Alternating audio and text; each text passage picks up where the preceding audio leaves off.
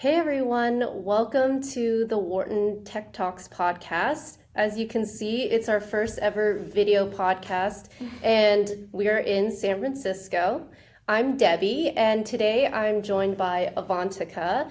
We are in Salesforce Tower, and Avanthika is a senior director of product management here, as well as a recent full-time MBA alum, which is where we met on the Philly campus. We met in our negotiations class. It was a very small class, and I'm so glad that we were able to get together here in San Francisco and learn about your career. Debbie, I'm so excited to do this with you. Love that it's the first ever video podcast. And yeah, we met at negotiations. You told me a little bit more about Wharton Tech Toks, and here we are. So look at that journey. Yeah, I'm so excited. So why don't we start off with learning a little bit about your work briefly? I know we'll dive in, but just give us a little bit of some highlights. Sure. So just by way of introduction, I'm a senior director of product on our Agentforce platform here at Salesforce. As you know, there's a whole wave of AI agents happening right now, and we branded our platform accordingly. But I've been at the company for 5 years. So started off working as a product manager on our Einstein bots team. So back in the day of Chatbots when that was popular. And then I moved into a few other teams on our education team. I also moved into our emerging tech and products team where I worked on Salesforce Web3 and NFT Cloud. And we were kind of at the tip of the hype cycle at that point. And then I think around early 2023, when ChatGPT was a thing, enterprises were all hopping onto this trend, I joined the Einstein GPT team. That's what it was called back in the day. And from there, it's been quite the journey. I get to work on our platform. I get to work with a lot of brilliant product managers and engineers and designers, and also work a lot with our customers and help them kind of understand the implications of AI for their business and use that to really drive value for them. Amazing.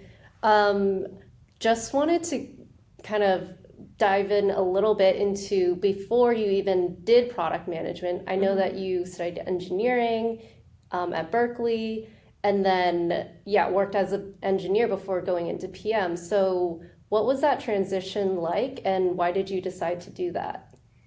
Yeah, I did go to Berkeley undergrad, so go Bears. So at Berkeley, I studied in this program called MET. It's called Management, Entrepreneurship, and Technology. And that's where my focus was on electrical engineering, computer science, and business. It sounds like 3 majors, it's 2 majors.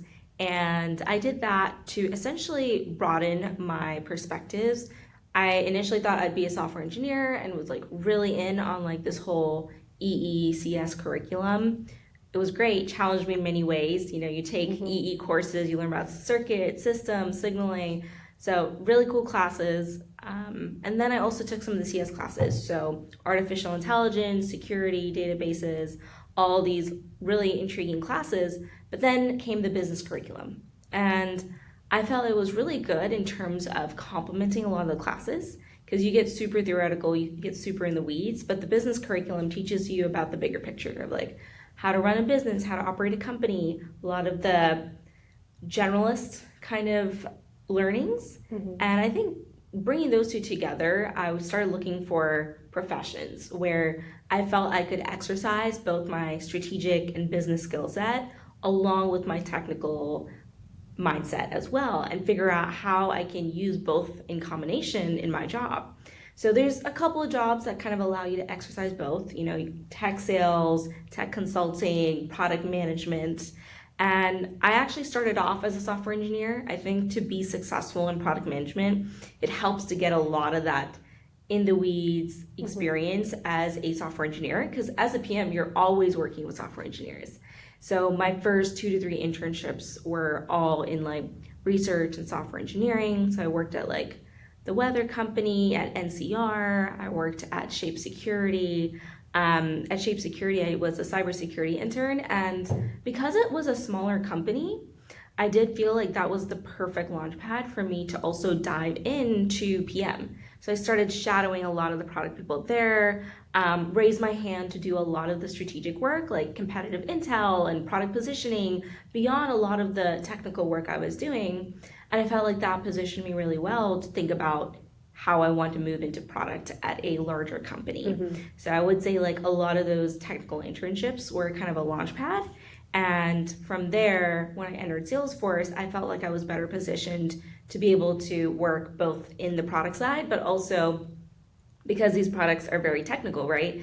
I got a lot of exposure to like data scientists and machine learning engineers, and that's kind of my day-to-day now. So I really love that combination. That is super strategic, and very smart to even not just consider roles, but also like the size of the company so that you could shadow those PMs and then slowly work your way into a bigger company and working with so many cross-functional teams. Yes, as you said, like having a smaller company, being at a startup, I think that gives you more flexibility because your role isn't as narrow. And I will say people are pretty encouraging about letting people take on more work and kind of expand their role.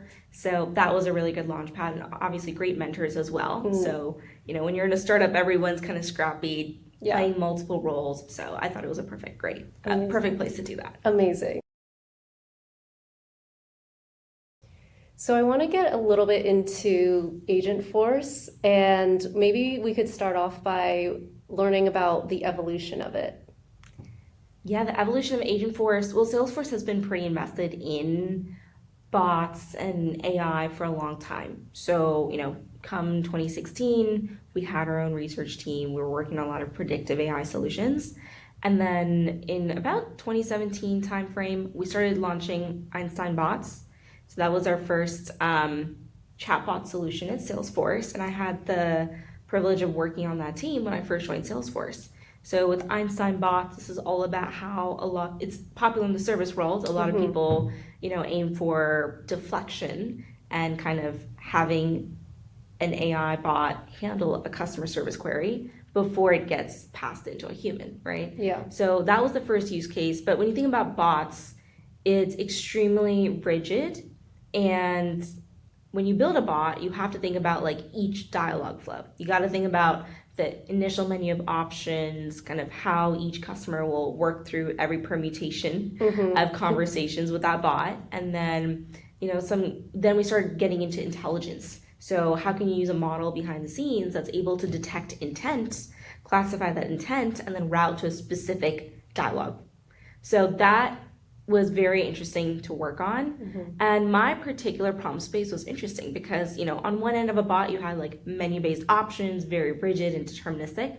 Yeah. On the other hand, if you wanted to build any intelligence with an intent, you had to like basically come up, I think, with 75 different variations of that intent. Wow. And feed that to the bot, train a little model behind the scenes. And that was the lift required to even bring like a few natural language question possibilities to the bot.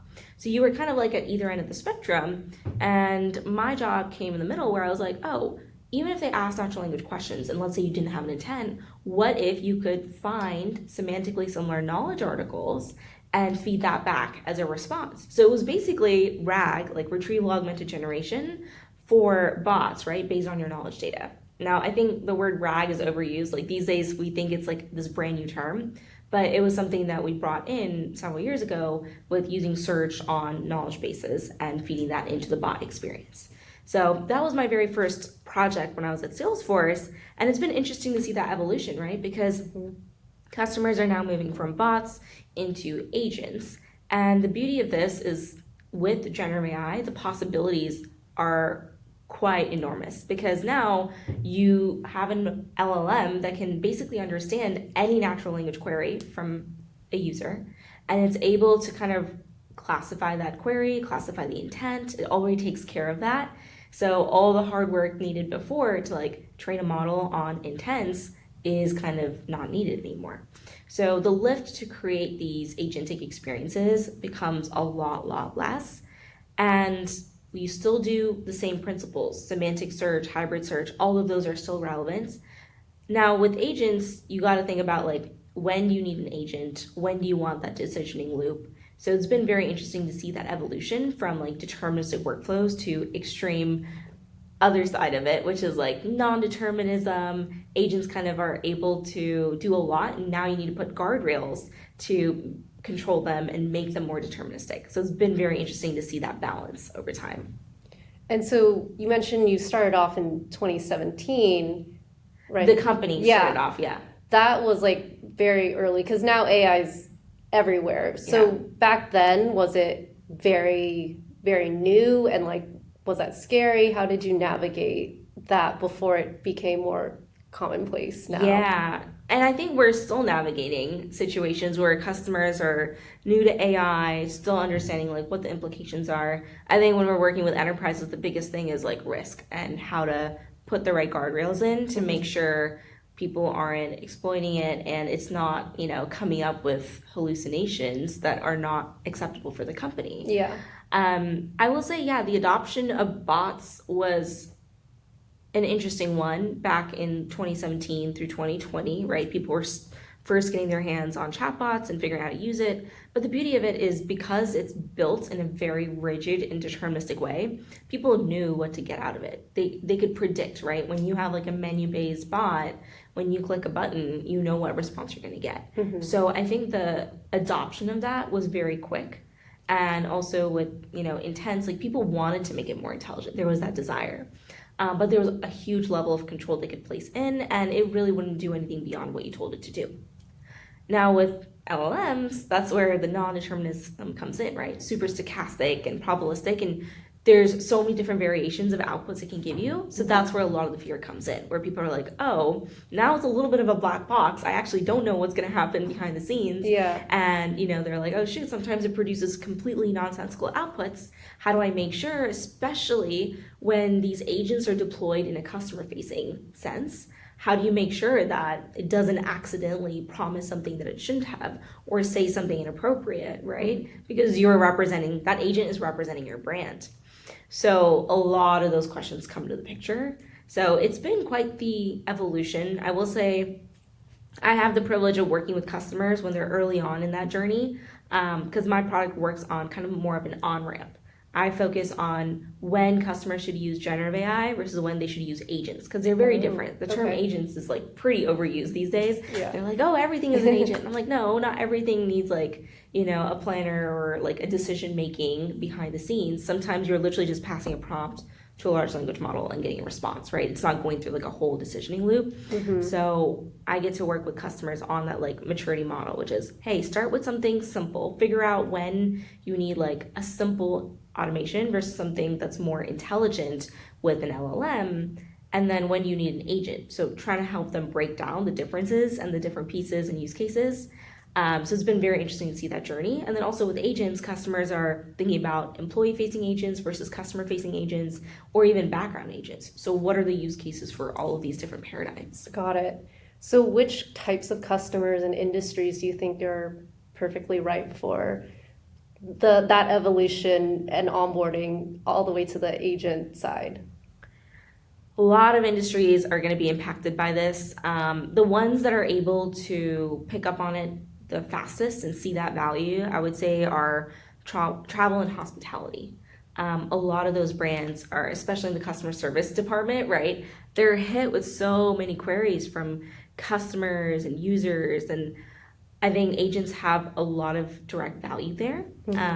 So we've been able to work with a lot of brands where their entire contact center is now enabled with generative AI, right? They're using it for understanding the customer, generating a summary instantly of what that customer's issue was, generating summaries of like the chat conversations, detecting sentiment, doing triage in like at scale. So lots of use cases there for travel and hospitality. I also see it in regulated industries, but they have to be very careful.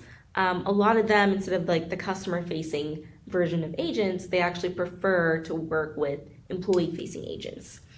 And they want to make sure that they're, powering productivity across their workforce. And I think gradually as they build trust with these systems, then they'll gradually open it up for customers. But for them, they have to be extremely careful about like what they put out there, right? Even with simple bots, they have to be extremely careful what's going on there. Yeah, that makes sense.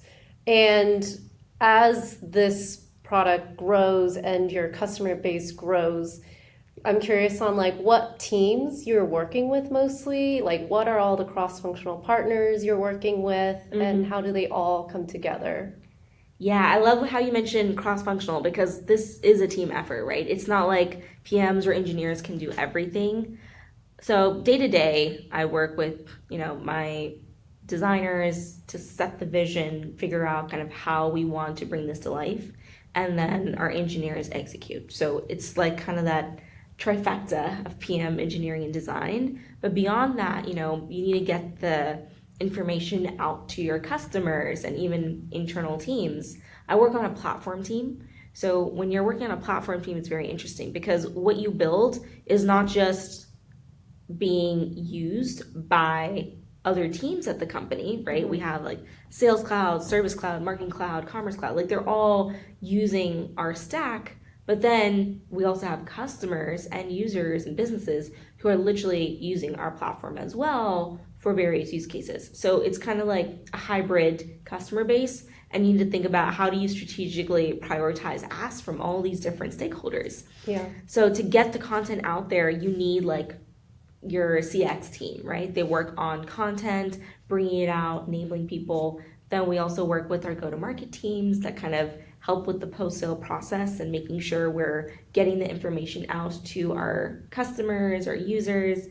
I also work with marketing, extremely, extremely important because they help with messaging, pricing, and packaging. There's legal and ethics teams to just keep a check on us, make sure we're actually building it the right way, messaging it the right way. What did I miss? There's a lot of different teams. And you also mentioned data science early on in the intro. Yeah, data science, machine learning. I still consider them as part of the engineering teams because there are definitely some features and products that rely on their specialization, right? When we're working on things like optimization or leveraging AI to build AI solutions, that's where they come in to help us kind of build the right placeholders and guardrails to make that possible. So yes, lots of collaboration with very, very intelligent people at the company. We also get a lot of exposure to customers, and they're big in this process, right? If, my role is supposed to be more inbound, meaning when I say inbound as a PM, you're working kind of like inward facing with your internal teams, with your engineers primarily, and making sure that they are delivering and executing. So it's a very inbound role, but I will say like as a product manager, if I'm not able to be outbound and get the customer feedback, it's very hard for me to know what to build and do that the right way. So I have naturally kind of shaped my role a little differently than most traditional PMs, where I've kind of raised my hand to be able to go speak with customers, go to our roadshows and events. Salesforce is an extremely marketing-driven company. So I work closely with our sales teams to join these like customer meetings. We call them SICs. It essentially is like a fancy customer meeting to be able to, help understand a little bit more about their business problem and make sure when you're talking about your products, you're not just like blindly selling to them. You are really thinking about how you will solve the problem in the context of their business and pitch the product accordingly. So those interactions are extremely, extremely valuable for me because that's where I know what customers are looking for, what's top of mind for them, how are they prioritizing their decision-making process. And those insights are what feed how I shape my roadmap as a product manager.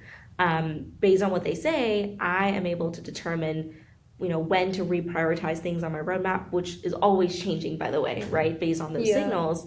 And then I also get to be in charge of evangelizing what we build. So people also understand the value of what we built so that there's not that gap between what they need and what we built and how we message it back to them.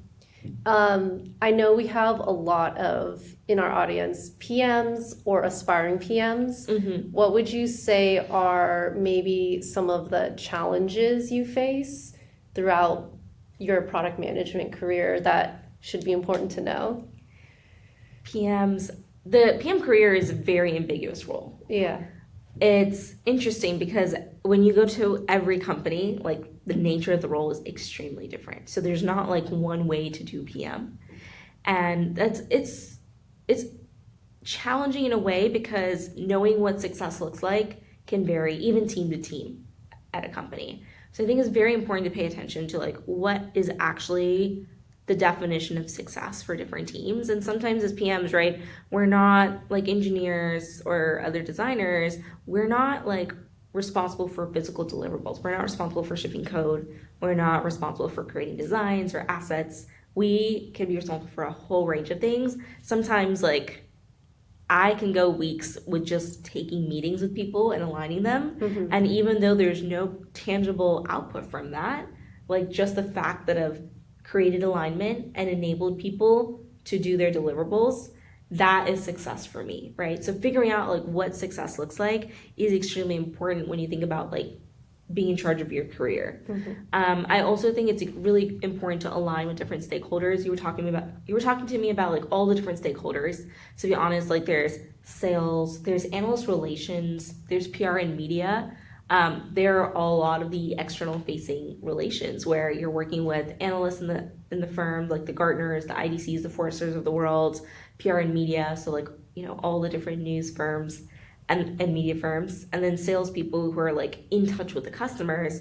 And these are great signals and messaging points. But then also internally, you need to think about like marketing, finance, pricing, packaging, go to market, like so many departments internally as well. And you need to figure out like how you're going to interact and stay in touch with all these stakeholders. How are you going to process all the signals coming back to you? That's another thing. Like as a product manager, you get so many signals both ways. How do you like bring that back and distill that to your team? Because you also want your team to be focused, right? You don't want to be bringing your designers and engineers to all these different conversations because they have specific work streams and work to deliver on.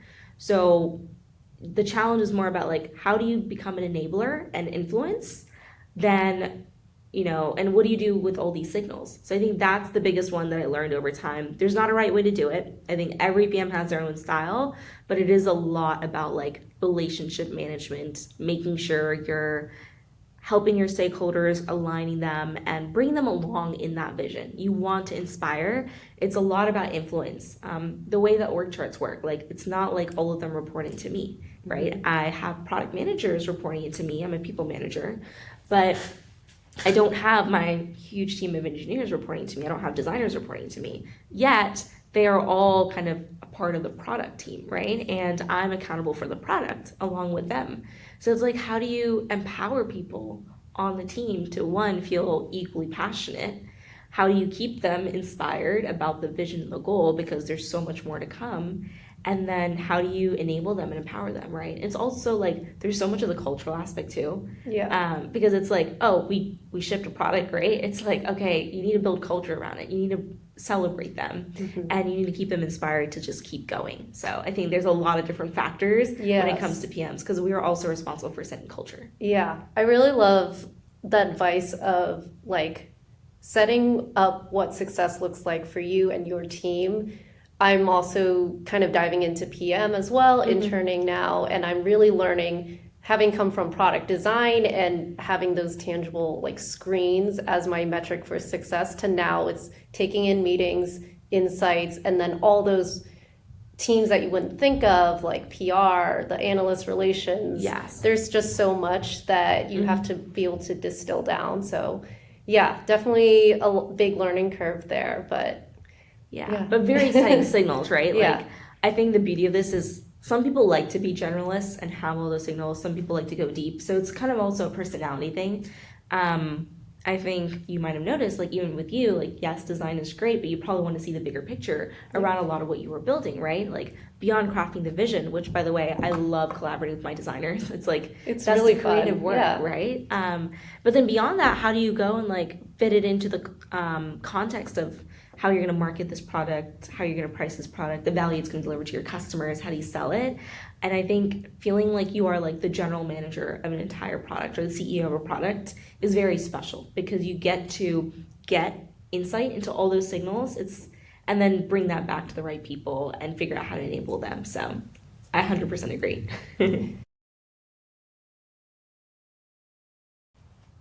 So it definitely seems like you had really made a lot of inroads in your career at Salesforce.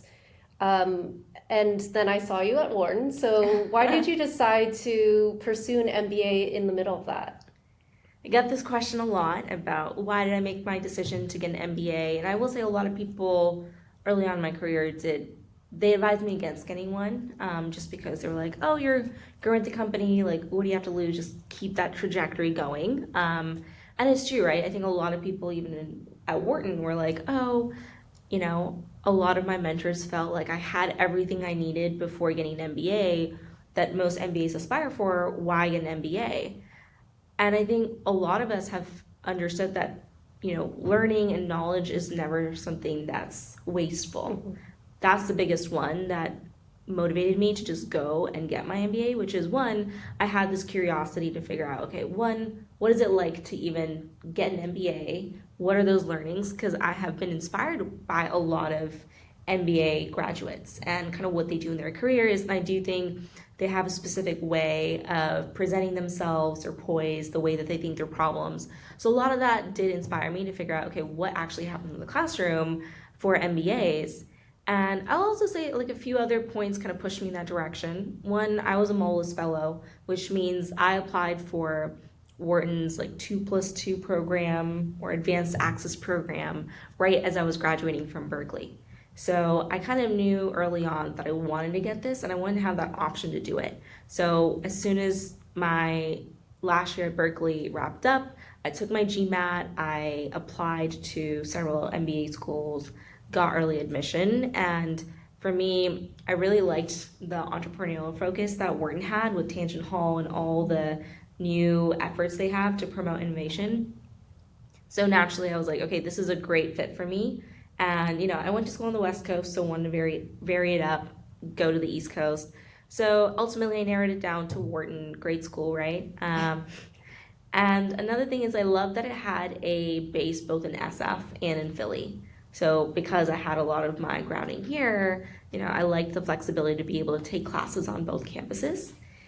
So that's kind of a little bit more about why Wharton. But with the MBA again, I kind of see it as a career accelerant, right? Having that management concentration at Wharton is very helpful.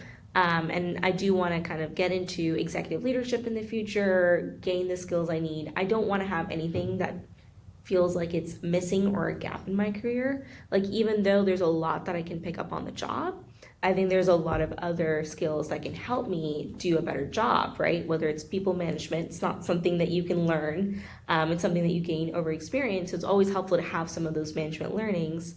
I was also very curious about like how entrepreneurship works, right? Of course, you learn by doing, but it's nice to at least have that exposure and that experience.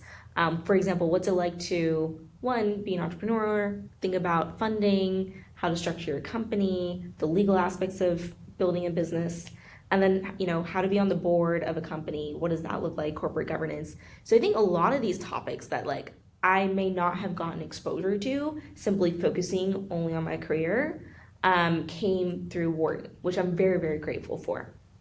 So yes, it's all about the learning.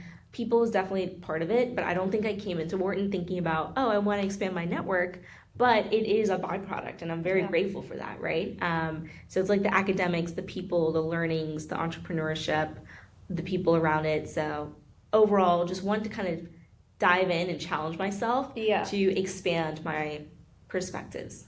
And one thing that could be surprising to many of you, and I'm so impressed by, is the fact that you are also working full-time at the same time.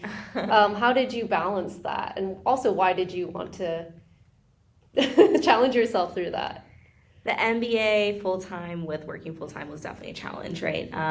Especially because it doesn't give you the flexibility to take classes on the weekends, which I know a lot of the executive MBA classes do.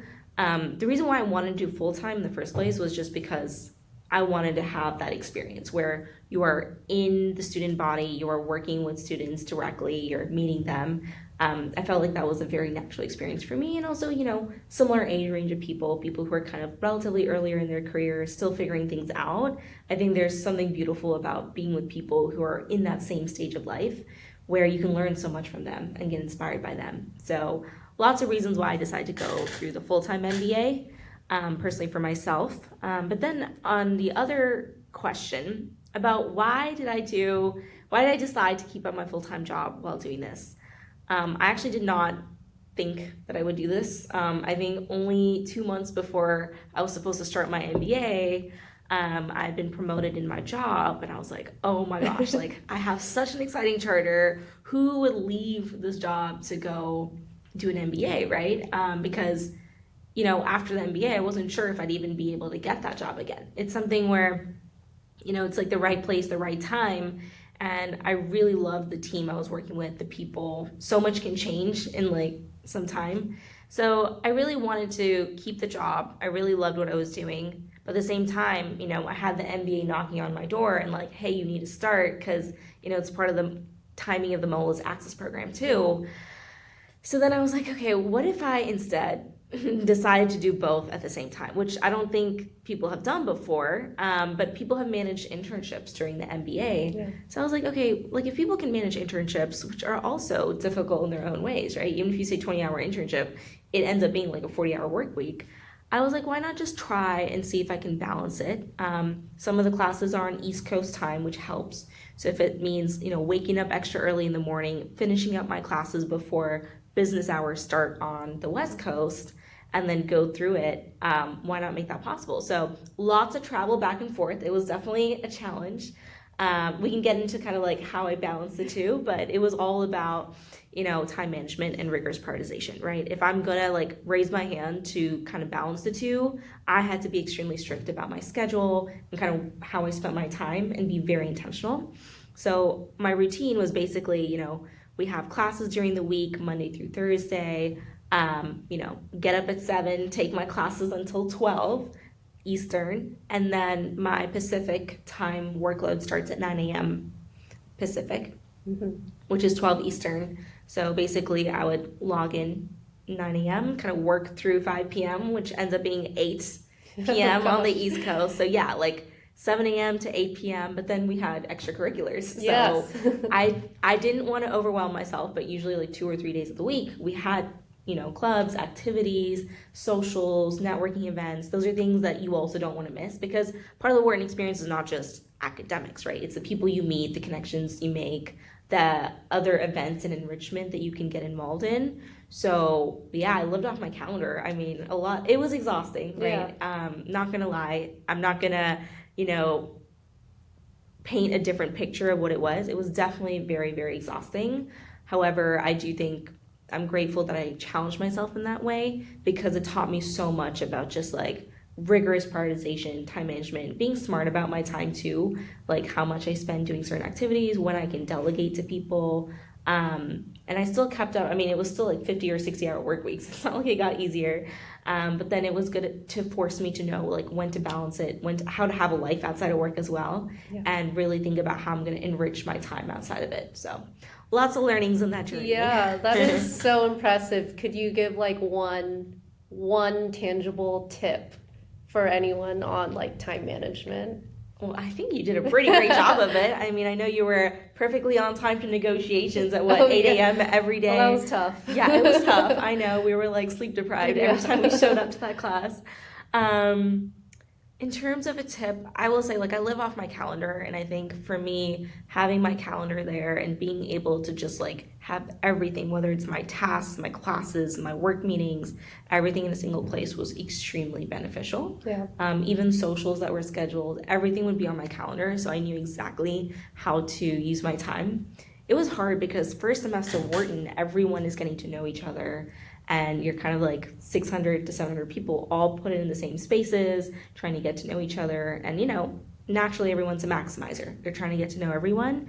And I think after the first few months, I quickly realized like, it's probably not worth my time to be in all of those settings because the ROI I got out of those socials was very, very less, right? Mm-hmm. It's like you superficially meet so many different people, but it's like, who sticks? Yeah. So then naturally I was like, okay, how can I start meeting people in smaller spaces, whether that's classes? This is how you and I met, right? Mm-hmm. How do I meet people in like smaller club activities, in events? So I'm very intentional about the kind of people I reach out to and in similar forums, right? Based on where you go, you meet people with similar interests.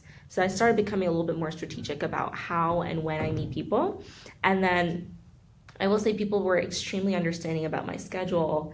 It's not like, if I didn't show up to an event, they just blacklisted me from all their future yeah. events. I did appreciate the understanding that many of my classmates had, that like I do have a very hard schedule, but they would never fail to like invite me over and over again to other events, and I appreciated that. And those are the kind of people who really stuck with me throughout Wharton.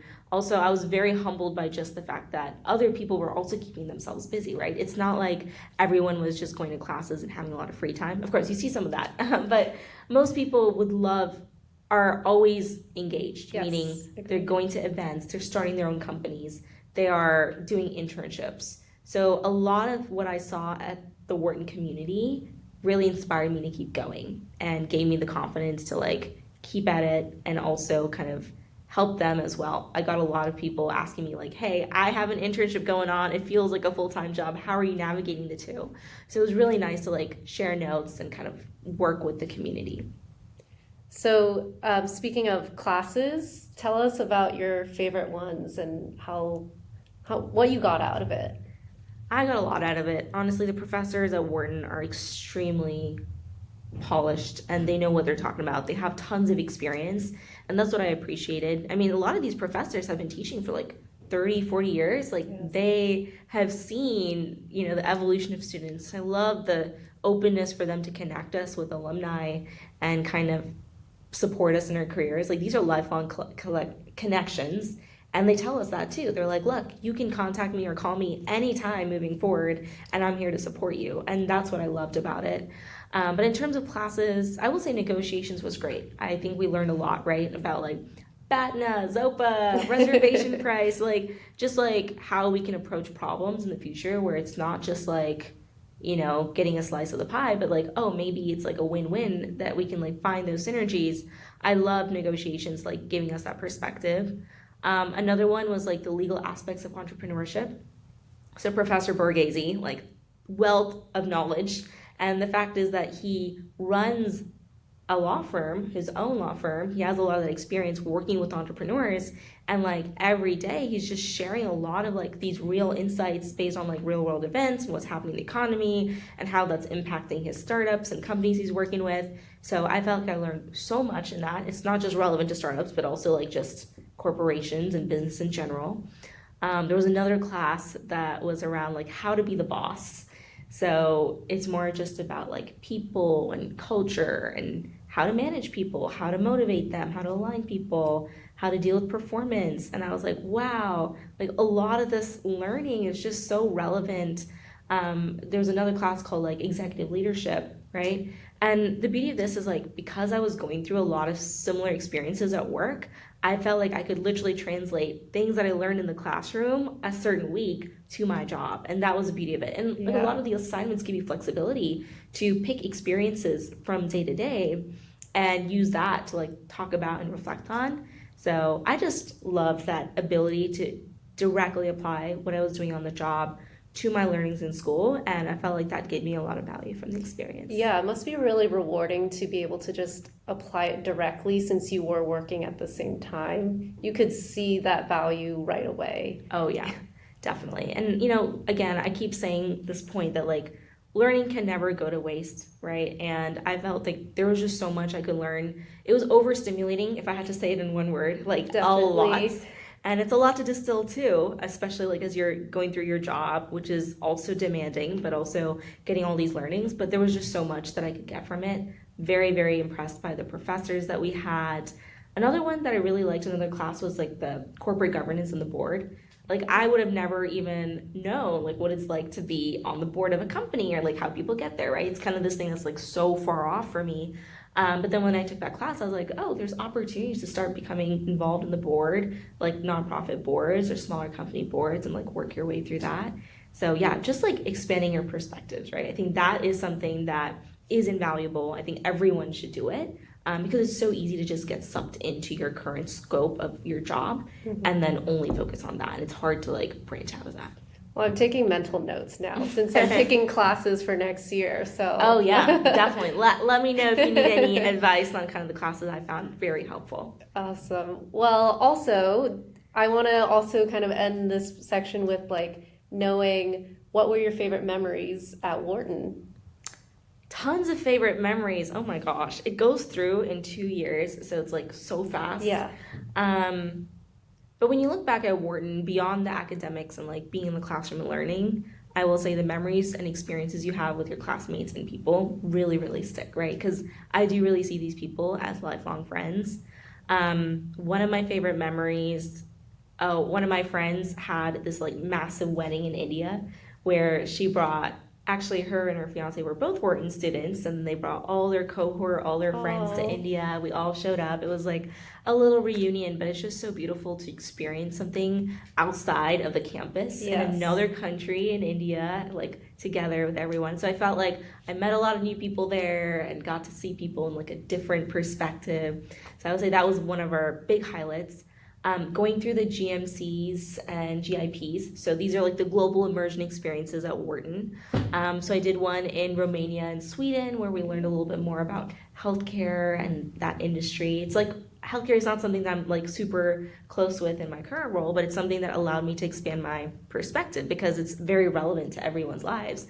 So just seeing how that's done in other countries, how universal healthcare works in other countries, that was a whole new experience for me, and just meeting people who are passionate about that. And we did that with the executive MBAs. So I thought it was a really cool experience to like meet a lot of the executive MBAs and meet a lot of the full-time MBAs. I also did another GIP, and in fact, I did it in India because even though I'm Indian by origin, because I didn't grow up there, I didn't have a lot of familiarity with the business landscape in India.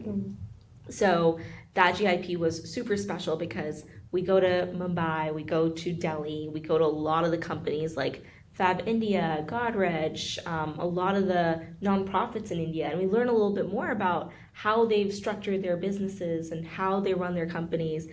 India is big on like family business culture, so it's very interesting to see how they think through that and just meet a lot of the people there. So lots of appreciation for these international trips. But then, outside of that, we do a lot of class trips at Wharton.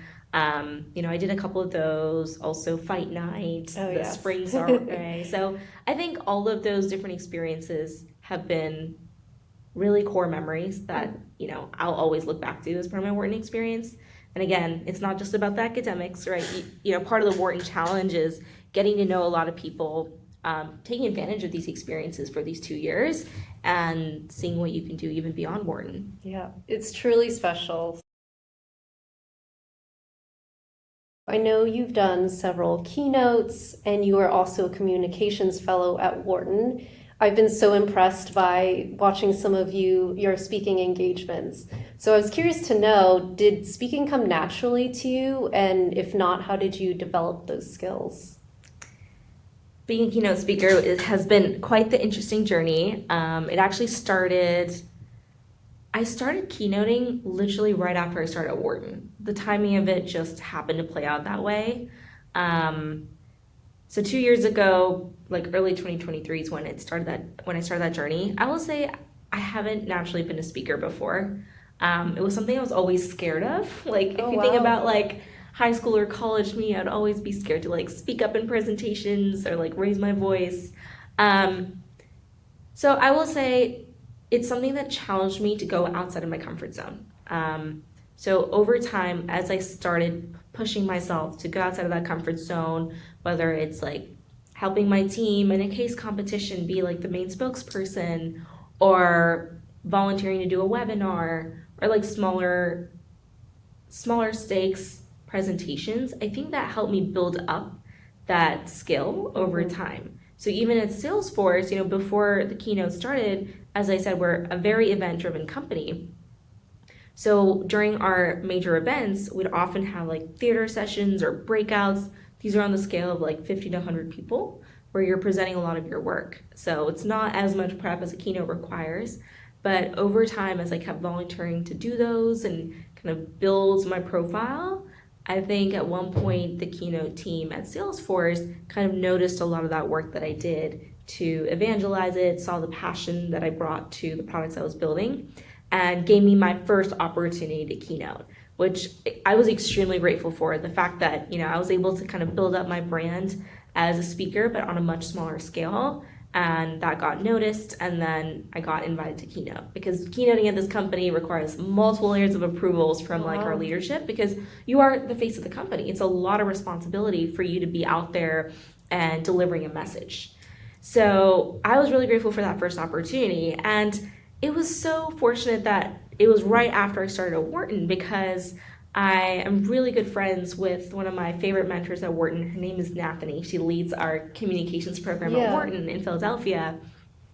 I had met with her during preterm, and we built a relationship. And then a few weeks later, I was like, hey, Nathanie, I have this major keynote that I need to deliver in San Francisco. Like, can you mentor me and tell me like what I can do better? And she was extremely, extremely helpful in just, helping me calm myself down about this whole first keynote that I'm doing. She helped me with my talk track. It was great to have her mentor me, because I was delivering a corporate keynote for Salesforce. It was all about AI and like this new wave of technology, and having her perspective, where she's kind of like this external audience member, having that external perspective where she's not been at the company, was so helpful, because she gave me a lot of tips about like how to relate to my audience, how to like keep up a smile, how I position myself. There's so many elements beyond just speaking and delivering the message that are so important when you keynote. And she was really helpful in helping me build that confidence before I went into my keynote. So I did like 1 to 2 weeks of training with her. Of course, the company is great. Salesforce is great about training us too. Like, they also hire professional speaker coaches to help us and coach us through the process. So I think having a combination of both of them was extremely valuable. And with the keynotes, like, I think I actually just finished my 10th keynote last month. 10. So 10 keynotes over the last 2 years. I was doing a ton of traveling, but it kept it really exciting, right? I see public speaking as an extracurricular now. I do it kind of like on top of all my job responsibilities, which is fine, because obviously it requires extra effort to be put in. You need to be in the right headspace to like think about your talk track and figure out how you want to message to your audience. And I personally am really proud of the growth I've seen over the last 2 years. I think my first keynote was my first attempt. It's very clear it was my first attempt. But over time, just like watching my recordings, reevaluating them, that's something we learn in communications, right? Which is go back through your recordings. They play it in class for us. In the MBA The very first day, they record you talking. They record you talking, and they play it back to the whole class, and we all critique each other. But I love that experience. Especially, I will say, like, one of my favorite classes, which I didn't mention earlier, was the communications classes, because they are much, much smaller, like 6 to 8 people. And each of you are kind of helping each other. It's a very vulnerable moment when you have to just like improvise in front of people and you don't know what to say, but everyone's in that position, and then we're all giving feedback to each other. It's all constructive, and we're learning from each other. And I absolutely loved that experience through the communication program. I am so glad that Wharton has this program and a focus on communications, because a lot of MBA schools don't do that. And I learned a lot. I was able to learn a lot more about like delivery, but also kind of like how you inspire an audience. Also, how do you like set yourself up, like positioning wise, right? There's a lot of like in-room elements that are important. So it's like, how do you gesture? How do you smile? How do you connect and make that eye contact with your audience? So it's beyond just the message. But then when you're walking around, so this is the interesting part about how Salesforce does its keynotes. Our CEO is very particular that we don't use any kind of like talk tracks or note cards, right? We have to have it all internalized in our heads. Wow. And there's like confidence monitors that give you the slides, but not the talk track. Just so that you know kind of what slide you're on, how to keep progressing. But when you're in the room, you're kind of in a round. A lot of the rooms are in a round to create that more intimate kind of space where everyone can see you. So when you're keynoting, you have to start in the center, and then you start walking. And like, as you're thinking about the talk track in your head and delivering the message, it's also important to connect with the audience, relate to them, but then also make sure you're walking and timing your walk so that you're back in the center for a demo before the next segment. So a lot of that has been very, very helpful practice for me in just building my stage confidence. And now I love it. Like, it's something that used to make me super nervous, but I think over time it's something that's made me more confident in my job, but also in terms of just like speaking in general, connecting with people and delivering a message. So it's been a very fascinating journey for me, and I am also grateful that like this is one of the areas where I feel like Wharton directly applied to the work I did, because I was like, oh, I learned so much in communications class, which by the way, we learn so much more, right? We get media trained, we get PR trained in class, we learn about like crisis management and delivering those messages, and just positive and negative news, how to inspire, how to pitch, even when it comes to like a new idea. So really, really grateful for the communications program at Wharton. Do you have a practical, like tangible advice on how to go about the practice sessions? Because I know for me, I'm usually in my room over and over again saying the same thing, and my head wants to explode. So how do you do that part of it? I love that you asked this question, because it's something that I usually train a lot of other people on when it comes to like speaking and how to practice, because when you are thinking about delivering a message, and a lot of these keynotes are like 15 to 20 minutes long, it's a lot to memorize. It's intimidating, right? You're like, oh my gosh, how do I think about memorizing 15 to 20 minutes of talk track? And that's where I think first, there's a reason people picked you as a speaker, and that's what I tell a lot of people. It's like, for example, for me, I'm like, there's a reason why I got invited to deliver this message. It's because they think I know the subject matter, and they trust me to deliver it in a way that makes sense for my audience. So I take that role very seriously.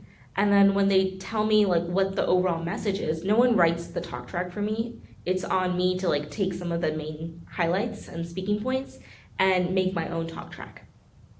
So that's the part where I love that process, because one, it's in my own voice, and I spend a lot of time making sure that the talk track I write is not only in my own voice, but it seems natural to me. I don't usually get ChatGPT to write it for me. I know a lot of people recommend that, but the problem is these LLMs don't know your natural voice, right? So I spend a lot of time just like writing out the talk track as I'm thinking about it in my head and internalizing it, and then I have it on paper. Now, I think people have different perspectives on this, like, oh, you should not have a talk track and just speak it. Others feel like you should just have talking points. For me, the reason why I have a talk track is because I know this company is very particular about how we message things, and certain sound bites are very, very important to have and land with the audience.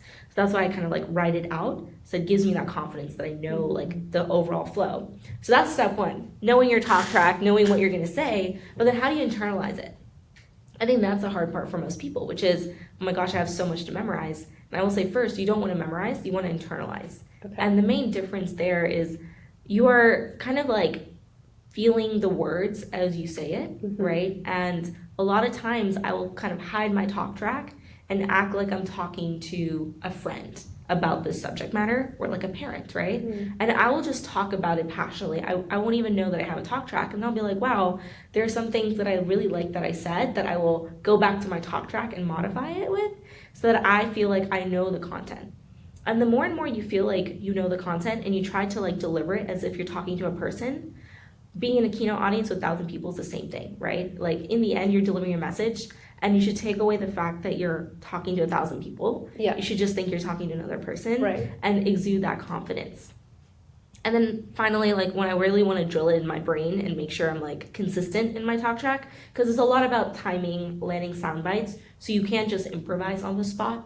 For that, I actually take a blank sheet of paper and I start like writing out what I say, what I think in my head on paper. So it's kind of the reverse process, right? Okay. Instead of like taking a talk track and putting it in my brain, now I speak to it in my brain and I like write it on paper. And I think there's some kind of study where like if you write it in paper with a pencil, it kind of like gets drilled into your brain. So I started doing that, and I see like how far I can get through my talk track just doing that.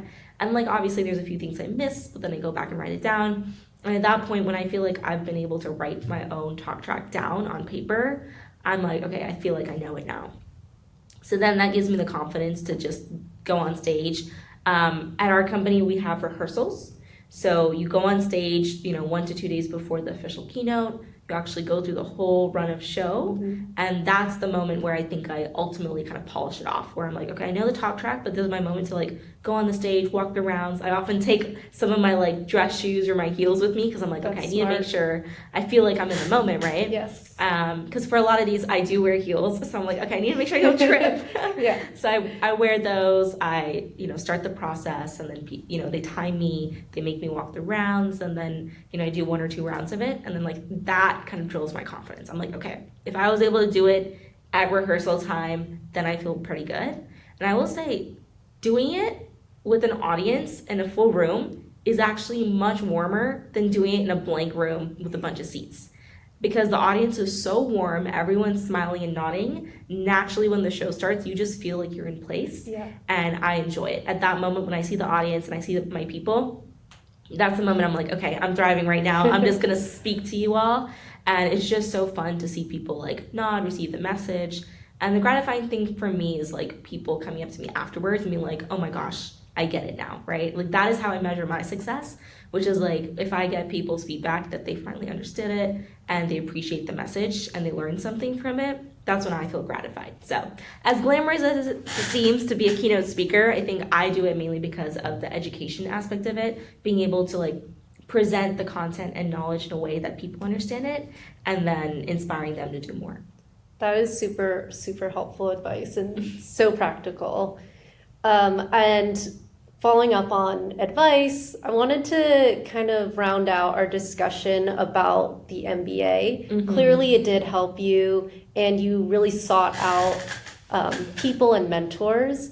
Would you say that for people in the tech industry, that the MBA is worth it and worth pursuing? That's like the $1 million question, right? Is the MBA worth it? It's expensive. Like the MBA is not cheap. What, $200K over 2 years? It's not just room and board and academics, but it's like all the travel, all the other activities. The foregone salary. Exactly. So if you're not Avanthika and not working full time at the same time. Yeah, I mean, it's a lot to take on, right? I mean, I'm grateful that I was able to keep up both and kind of like pay my way through the MBA because I had a job, but I don't think that's the situation for everyone. I will say, regardless of whether you have a job or not while you're doing the MBA, like knowledge is never wasted. So I do think everyone should kind of take it from that angle. If you feel like you're really curious to learn, you're excited to be back in the classroom and also apply what you've learned, that itself will take you far. So it's never wasted. It can be a challenge though, because it's not cheap to do an MBA, right? Especially if you want that in-classroom experience. So something to think through. My main advice for people, especially in industries where things are moving so fast, and I think tech is one of them. I've seen a lot of people say, hey, I'm not going to do my MBA because like my job is moving super fast. And it's true. The industry, the technology, it's moving faster than ever, literally, these like next few years especially. So my main advice is like, if you're kind of like in the same kind of mindset I've been, which is, oh my gosh, I'm in tech and what do I do? I will say, go for the MBA, but make sure you're very intentional about how you're spending your time and keeping yourself enriched with many other activities that will kind of keep you plugged into what's happening in the real world, right? A lot of the MBA learnings are very theoretical, as we saw, right? It's on students to kind of apply it. You do get a lot of practical applications in the classroom too, but you also want to figure out how it applies in the context of your work and what you're passionate about. So whether that means like pursuing an internship while you're doing school, even doing like extracurriculars that are relevant to kind of your domain, where you can continue learning and staying in touch with what's happening in the industry, I think that's very important. A lot of people start their own companies at business school, and that's also a really great experience because you're forced to talk to customers, talk to people, stay plugged with the industry to know what's happening. So if you can figure out ways to still stay in touch with these like passion projects and what's happening in the real world while you're in B school, because it can feel like a bubble sometimes. You can feel like super insular. If you find ways to kind of like blend the two, I think you should totally go for it because it is invaluable to be able to see direct applications of what you're learning in the classroom to the real world. And then when you leave B school, you don't feel like, oh my gosh, there's a stark contrast between the bubble I've been in and the world has completely changed. You're kind of bringing and merging those two experiences. So that's kind of the advice I have for folks. It will take a lot of rigorous time management and prioritization. Yes. But you know, those learnings go far. I definitely feel a lot calmer coming out of the MBA. I don't think overstimulating myself like that is sustainable beyond 2 years, but I learned a lot. I'm really grateful for my people, both mentors before I started my MBA and during the MBA. A lot of them gave me a lot of confidence and helped me kind of go through this journey, checked in on me. I'm really grateful for that. And also my team. I didn't necessarily tell the people on my team that I was going through this experience. I kind of kept it to myself because learning was a little bit more of a personal journey for me. But I am grateful for their support, right? Having a team was very helpful. Having their support, the fact that I'm very blessed to have a high performing team and people who know their stuff, and we were all able to kind of go through this together. I really appreciated that. So yeah, overall, I'm just feeling very grateful for the experience, the support of my family, my friends, everyone around me, and happy to kind of help anyone else out who's kind of on a similar trajectory in the future. I love that. Well, before we close out, do you have any last bits of advice, words of wisdom for the audience? I'm just so humbled by the Wharton community. I'm very grateful. And I think, oftentimes people walk around with kind of like a label on their heads of like who they are, what position they are. It's oftentimes in companies too, right? You see that. At Wharton, I just love the fact that like people take out that label. People forget about who they were, how much they accomplished pre-Wharton, and they just come to the classroom completely humble, ready to engage. And I think there's something so beautiful about that, where you're not thinking about people's titles or positions. You're looking at people, as learners, and excited to learn from each other. And I found that so refreshing to be in that kind of environment. And of course, everyone is super accomplished. Everyone has something special to them.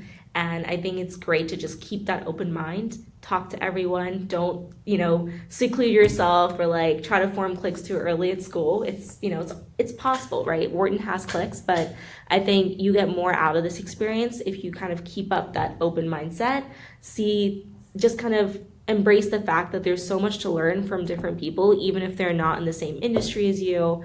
And I felt like I met the greatest people through that experience. So yeah, I would say just kind of keep that open mindset. I love that. I totally agree. I didn't even know that you were working at the same time. We were chatting at the end of the whole semester, and I found out where you worked. And I didn't tell many people that I was working I did not know this at all.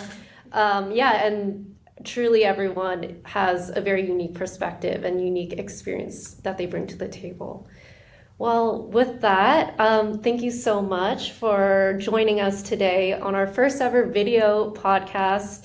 I thought it was awesome to hear from your perspective how you applied Wharton into your day-to-day and your growth trajectory at Salesforce, and hopefully we just see you thrive and see you back on campus or I'll be back for sure. Thank you so much, Debbie, first of all, for giving me this opportunity. It's actually been super nice to reflect on my experience with you. I think after graduation, I've just been like, go, go, go, lots of travel, lots of work to do. So I really appreciate that we had this moment this morning to just dissect what my experience was like, having me reflect on it. It's been amazing, and it's been a pleasure, honestly, getting to know you, the work you do for Wharton Tech Toks.